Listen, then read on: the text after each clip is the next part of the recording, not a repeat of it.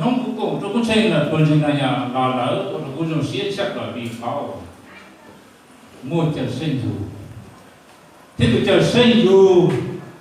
giờ dù họ có gì không biết mà nó đợi dùng xía thì nó đợi lại thì đó là chỉ dùng xía nhá không họ tổ chế áo là chỉ sẽ thấy nó chỉ là vì dùng xía thôi là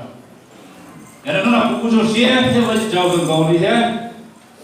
khoảng ít chồng ít dân sinh rồi bây giờ sinh hư số tuổi để tôi cho số tuổi bây giờ sinh nhá số khá của cái rồi nó nói cùng rồi trong cũng xây nó nói bùi dùng xía thì gọi là chồng nó xía nữa nhà lúc khi làm bùi dùng xía tại chồng dân sinh sẽ là bây giờ sinh hư để tôi lâu để chỉ cho tôi phải nhá số khá của cùng rồi cái nó xía tại đó sẽ là cái lúc xía cái ta lù rồi lúc xía là nó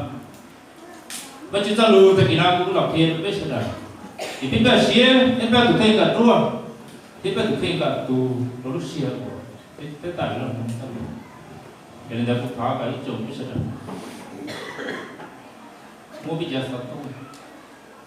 rất sai số lú của cái xí của cô bà biết cả sao không tại vì nào cho nên là tại vì nào cũng là mình cho bên thiên thì sẽ là thâu tụ lòng cú chia cú thế mà sao lù nó nên thì gì cũng là do nên lòng cú cái bé sẽ là bây giờ cùng cái bây giờ cờ cái sao lù rồi gì cho nên là bên sao lù nó nói đi cũng là cho cái cờ rồi gì một cái nhất là họ lù kìa xung quanh cái nhẹ cái tầm lắm người ta xin ra cũng chỉ nhẹ họ lù kìa xung quanh là của họ lên cho cái nhìn chính về nhất là họ còn đỡ lục kè còn đỡ dầu hà sông cỏ dây cỏ phải cái lục kè họ dầu hà sông cỏ với cỏ phần bé bây cho cái nhìn hay là ta sĩ cũng là giờ là cua cả những to cả sĩ thiết là những to lúc này cũng phải cái nhìn này có vấn đề này lúc chia là cái nào biết là cờ mà ưu tiên và chữ lúc là cái lúc thì gì giờ cái chút là cái lúc mà giáo lúc chia được cái lúc mà nhận số phẳng lúc thì chỉ hai lúc là lúc cái lúc to đó giáo lúc là cái lúc mà hú to thì lúc là hú chia xe lúc là hú đề lúc đó có liều lúc đó chỉnh ra chỉnh nên lúc tua và chia sẻ mà cái lúc đó cái lúc này đi là khó khổ đó cái chủ sẽ là cái xí ý nhau không tu với là cú nhau không tu với là cú và thầy cũng nhìn nó bé hôi dọc hà sông cầu bên cầu bên mà mua bên là lù chỉ chính là họ bên là lù chỉ chính là họ mà bây giờ mù họ bây giờ là chỉ chân xứ bây giờ là chỉ chân họ thế thì bung pha thiên cả như đó ta xìa thiên tổ này bung phong tổ này bung pha gia đình đó bây giờ mù và chữ lúc đó cái lúc tại ý và chữ cha người tu Giêsu là yêu ôi trời sinh và chữ cha người tu Giêsu là yêu học bố sau tu là yêu ôi trời sinh không thể tên đừng mua cái khó đó gì thế giờ vì cái thứ là yêu giờ vì cái thứ là yêu họ được thế mua cái khó đó gì ở bên nền nông thì yêu có trình nhận ra bây chủ có khả năng nhất là họ dòng hà sông bên về chỗ đó thì trâu khó mà chữ lúc này thì thế cờ lên thì dính người chủ tu hoặc bố sổ tu là nó thì thế dẫn lên từ danh và chủ tu đó mà từ đây chỉ tu và tao luôn là giống một xíu mỗi xíu thì chỉ tu giờ đi đó giờ vì đi chơi chỉ số thì làm số tu làm rồi thì thế họ bây giờ có tàu thì họ số cả số tu là họ tế đó là bây giờ ra bé mình ra búa tàu họ tàu kinh quỷ tu là cái gì có nhau chỉ cái chung ăn cái xe tại vì cái này chua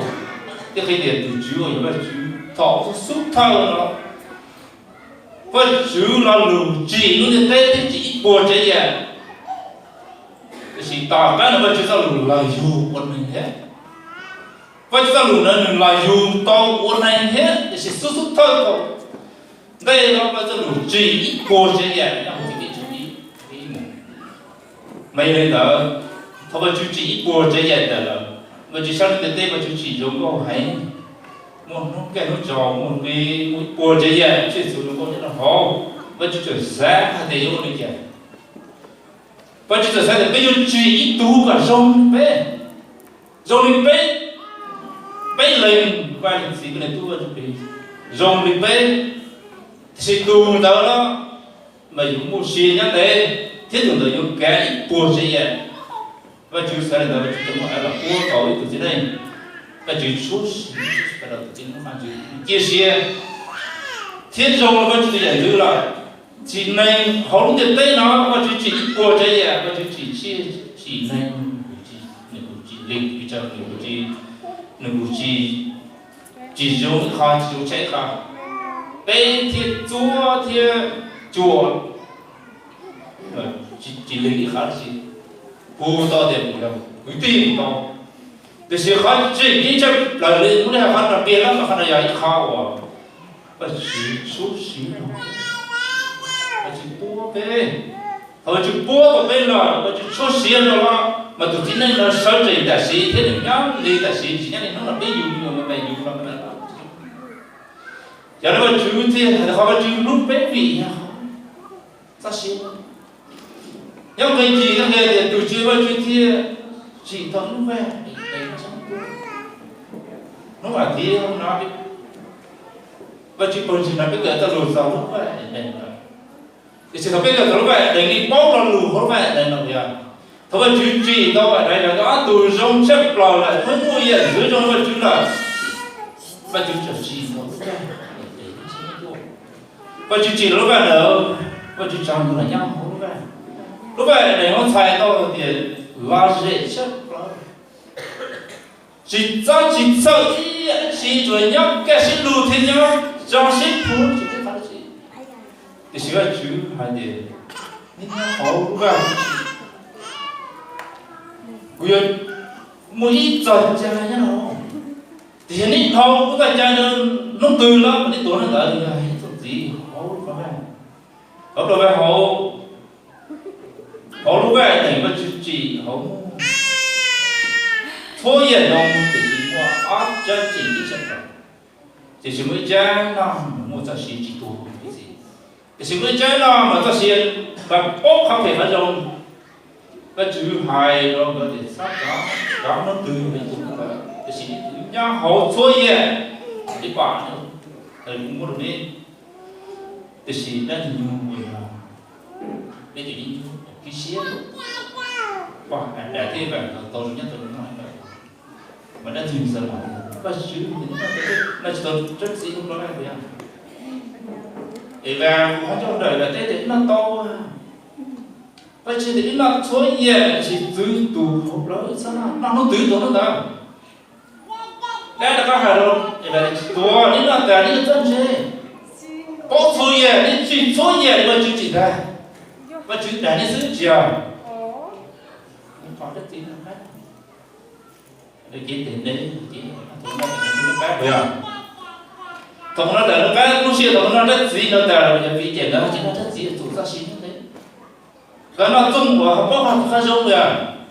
và chỉ như hài rồi có bố mấy là thì nó từ tụi nó đỡ thì xin vẫn đây còn nó để và chú lúc số lọ lúc vậy có khi tập có chưa tiền vì chỉ có khi này là tết thì con đi con để các chỉ là thứ thấu non nữa thì xài có số lọ thì thiệt tập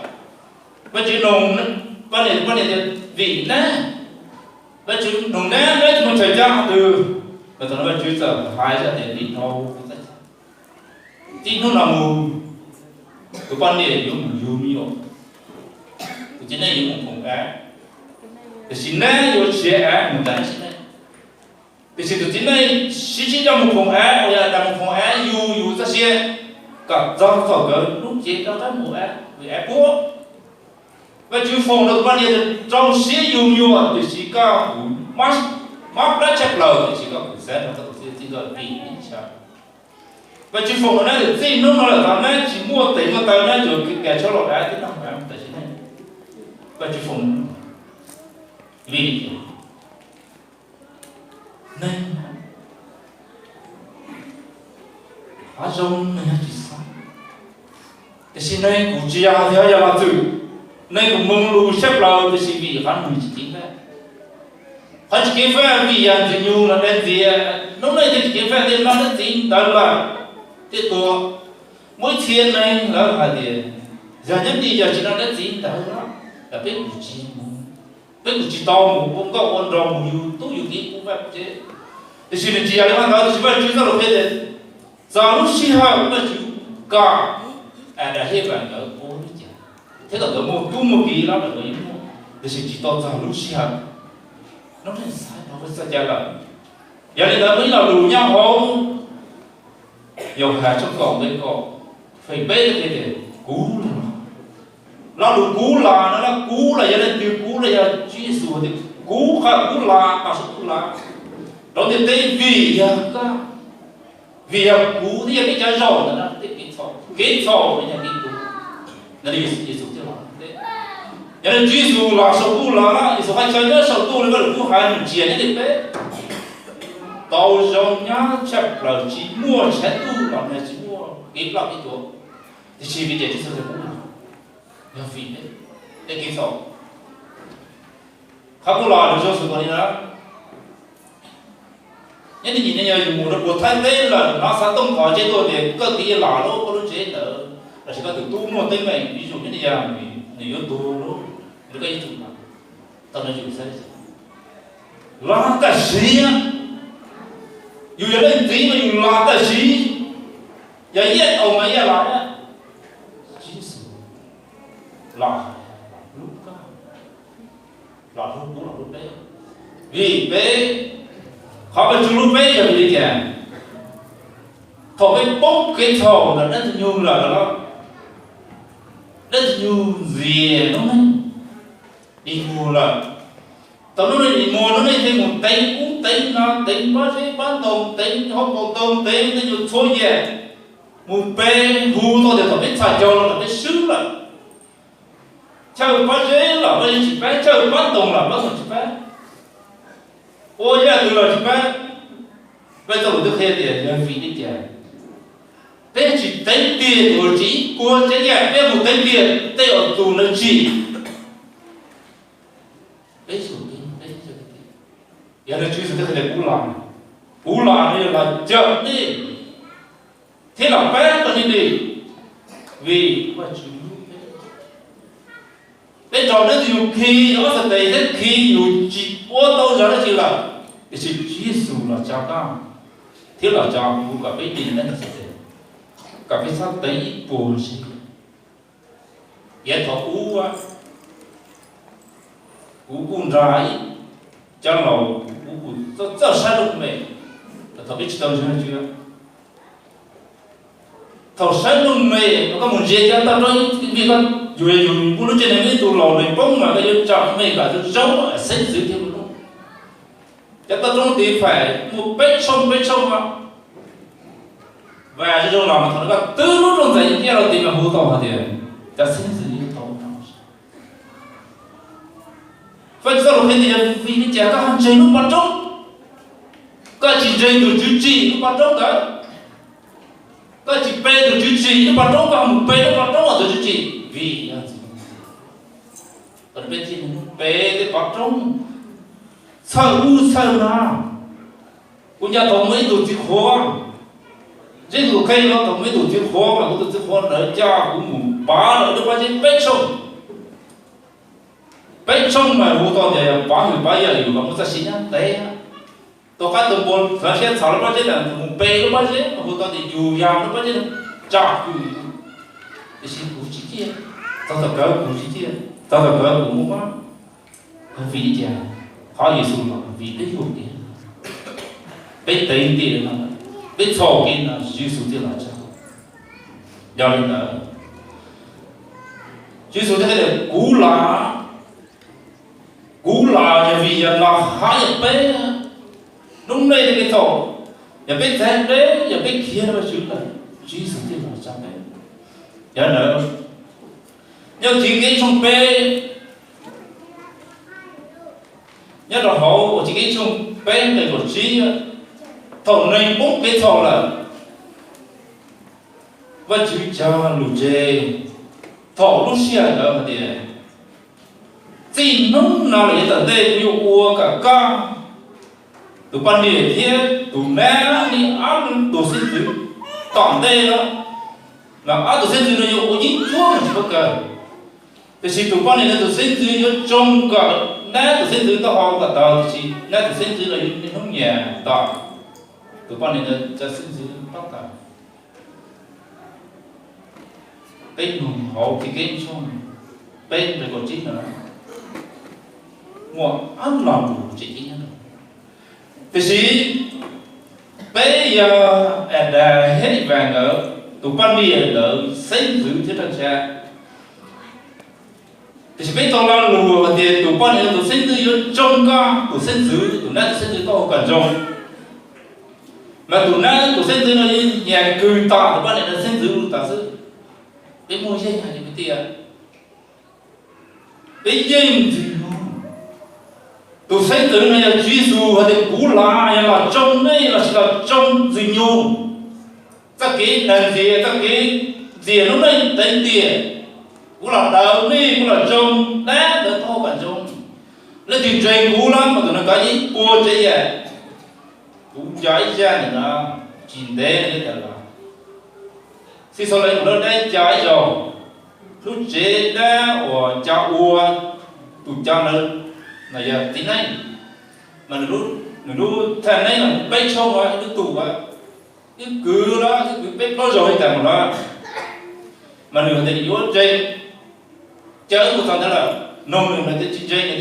dây sứ tạm đấy cha mà thằng nó đá của ta mà một sáng dây thì sẽ đá của cái dây mà cũng chờ thôi xí số lên sẽ xin đòn thằng mà bạn bi mà biết thì dễ chỉ mà chú trong đó chỉ mà chú mà chỉ chủ cứ bố đó cũng nhân là cũng chỉ bỏ tờ ra cũng hay là có thể ra hay chứ nó cả cứ có cái thằng ấy như con một đĩa chứ nó có hay bây giờ từ kẹt nó cả thoáng nó thằng ấy này lúc nó khởi kẹt mua cái giờ vì mua số nhân nữa là khởi trong tổ nó trông là gì đó lúc có lúc thằng ấy này chỉ mới khởi là chỉ có khi nó vì mua gì số là giờ nếu chỉ mua gì số vì ví dụ như là cúm té ta có tiền trông nó thằng ấy là cứ có thể bao chơi của chiều cũng chỉ mua mà cũng phá có lúc thằng ấy là cũng tổ bết xây bết tiền là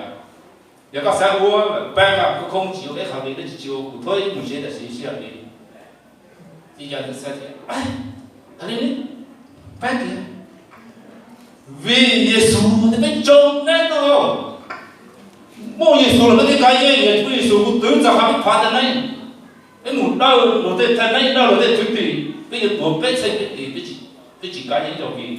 đã dù khi biết bóng hư chỉ này biết đánh đá này biết trao đá này thì chỉ cho cái đá của sự to hơn chúng chứ sự thế là cú là giờ là thế nào chứ sự là dù anh này thông về là chứ sự cú tổ thông nhẹ về thì chỉ chứ sự sâu nó hoa tổ lắm sâu bây giờ là cái điều lên đường dây mà chứ tu là từ này kia nhất là họ giờ chúng bên ở đâu thế thì cú lúa này như thế còn lại cú tí này tu là họ thế từ đường dây này là nhữngตัว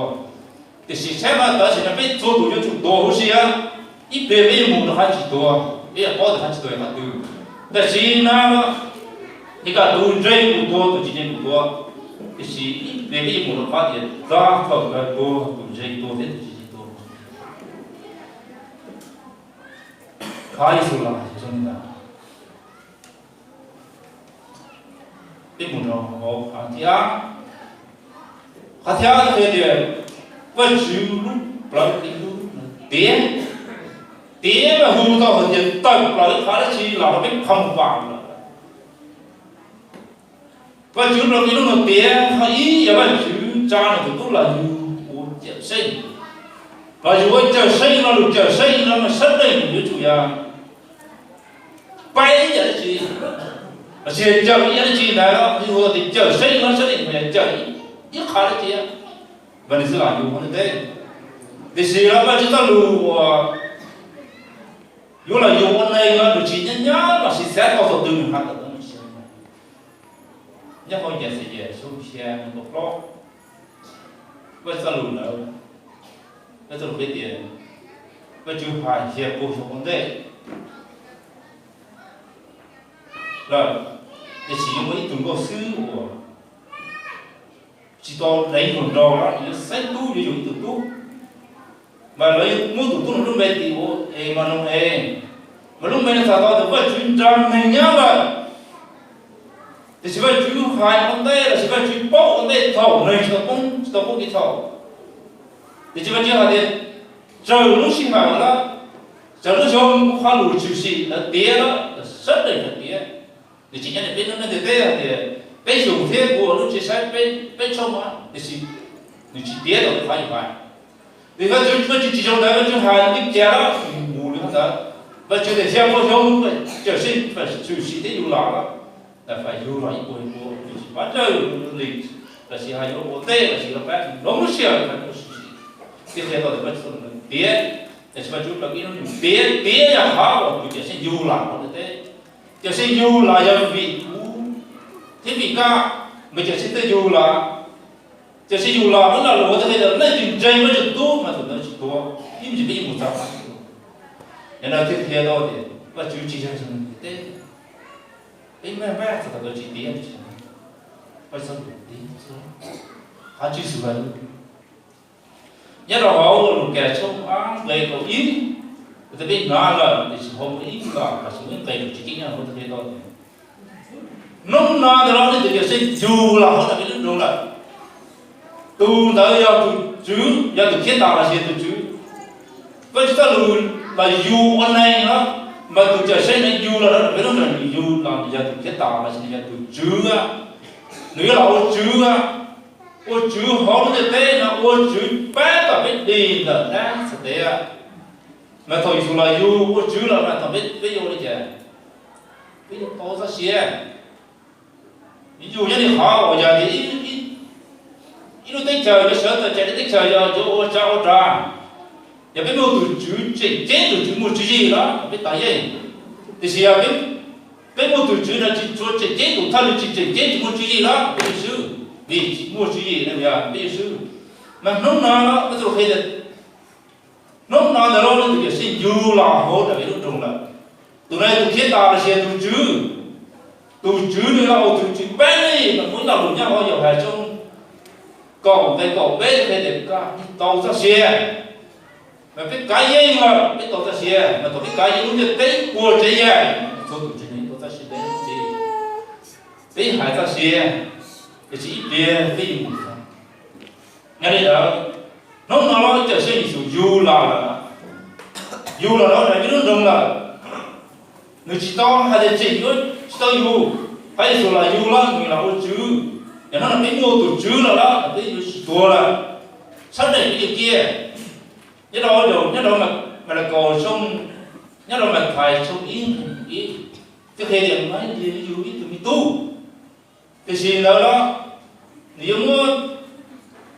tiền thì mình tu là nó bị hôi thì su nó khá giờ tôi lại chờ nó hết cả đó những gì thì gì trên thì tiền và chữ mũi hành này và chữ ta lục cái mũi hành này là gì mà hai này là cái ngôn thì tôi cho một bé và chữ là chỉ tôi cho một tí thì là chữ xứ bây giờ thì những cái chân này xét rồi cái chân này chỉ là chữ này à ở đây bây giờ thì sẽ được có bây giờ ta chỉ biết nhớ là bây giờ lử hành này là chỉ bây giờ chỉ giờ và chữ hành này và chữ hành này phải về nó chữ này phải một trái tôi cho một bé và chữ tôi chỉ thích sao để chỉ bé mà chỉ một trái thì chỉ nó kiểu là dù đó là họ biết số từ con này đi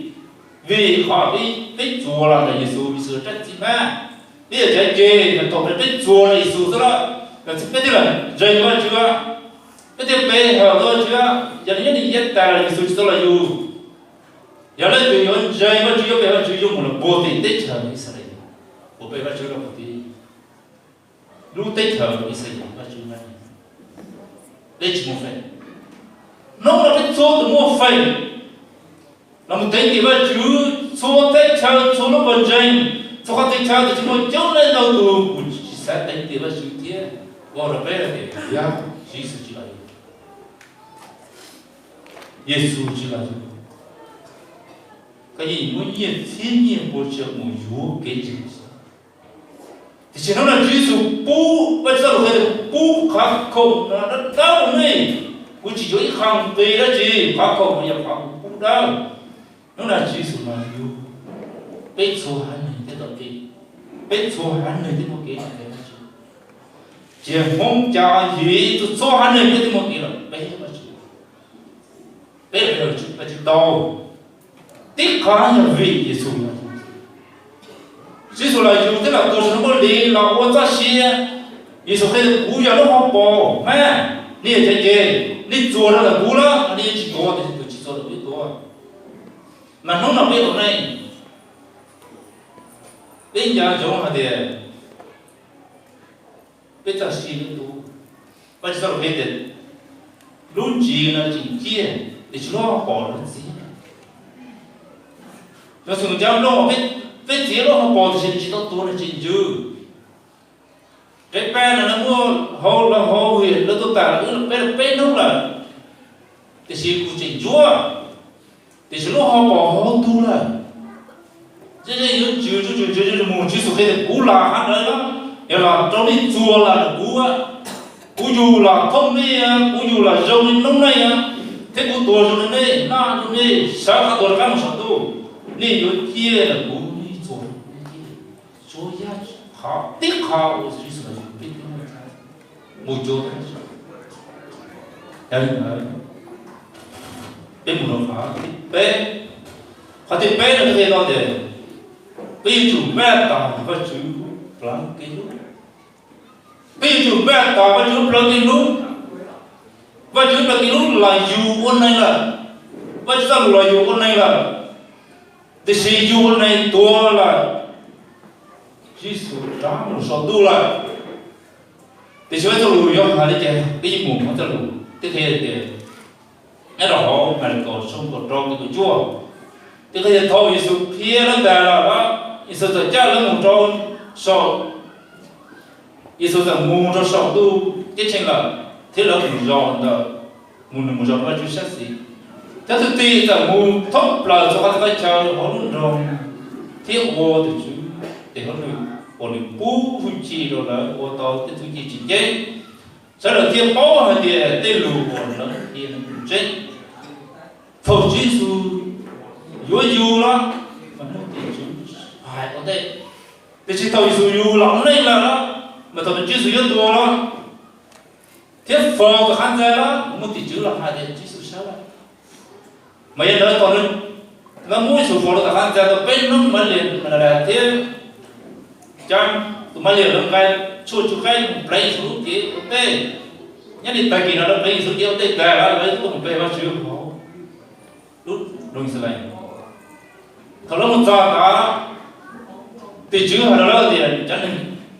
chắc bạn nhìn tụi chết thì thế này tụi số nên mua chưa tụi lên tụi thế phò khán giả chỉ nhớ là sáu sống tu là dùng một gì cho thì về cái này đi kia rần rộn cái tàu kế ngủ nên chỉ về thì thôi có đi đến tàu là lên trong xe cái xe là ngủ là đồng chí số sẽ nó phải là vấn đề đi số hai đó thì yêu tôi nhắc bạn cái xe lù các bạn nên sao cho cái đi số cái đấy cái gì ổn định là phải một xe của cha tự ti cứ làm chi cho tự ti các bạn nên suy tư thầu chữ số chi cho tự ti ta ra chữ số cha cho tự ti khi là tự ti bao giờ là thầu đấy số tập thế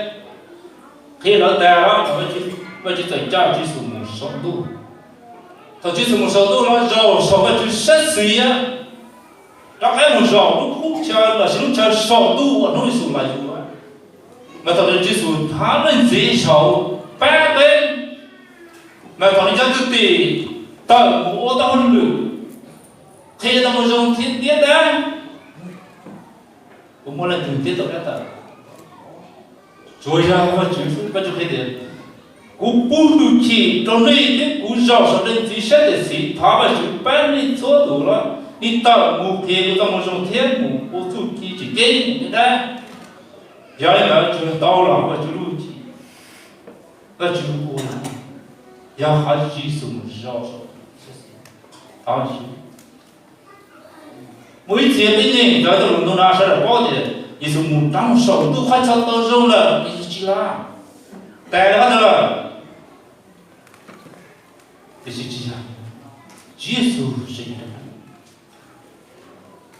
nhất là họ lục kẻ sông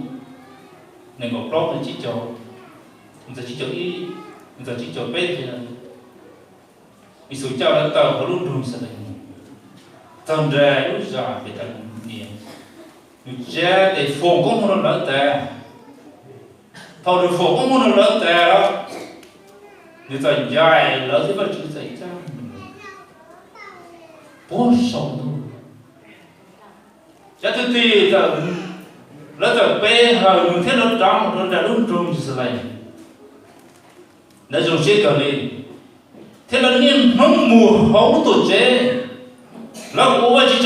cho chỉ tu là chỉ xí để chỉ sự nó bé là nó bé bà nhiên không mùa hậu tổ chế nó bé là vì tổ chế sinh vô trao cái là ô chữ thầu tổ chế sinh nó bé là ô chữ đó mà thầu Giêsu nó còn sở tu nó bé là và thầu nó hiểu tay mình là chỉ một sự xây là chỉ một tiền thở thì là bận chỉ có nhất đó tôi di trong ý về chuông này có thế này là thì tôi Giêsu hay đi tới tè đó nó chỉ riêng cho Giêsu với chúng sẽ chơi một số tu là mấy tàu phố là trâu nữ lớn chỉ còn nữa là tàu nó chỉ tất cả riêng cho Giêsu một số tu ôi chia tàu mua những tụ chính này này chia chúng ta rất bò là sợ đấy chứ thế có hai lời thì cho nên cái này nên chia số tu đó chỉ số tu và chuyên hỗ trợ một số tu là người có tập cái là ý nghĩa để có cái bản mô bé thôi chứ số là dù nó chia đấy nhá không tập cái làm đó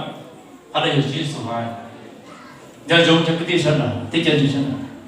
dùng áp thế này có chỗ đó dùng áp thế này có ý là chữ tua cho dù nó giảm bên nó đây ta có hồ đấy trồng trên sẽ đời nhắc tay chờ từ của trình từ khát chờ từ là cái chưa làm gì cả tua nó xịt tại chỉ là chỉ một sự nhá thế hay đâu ta xịt nó gì cho rằng là lệnh dạy chúa gì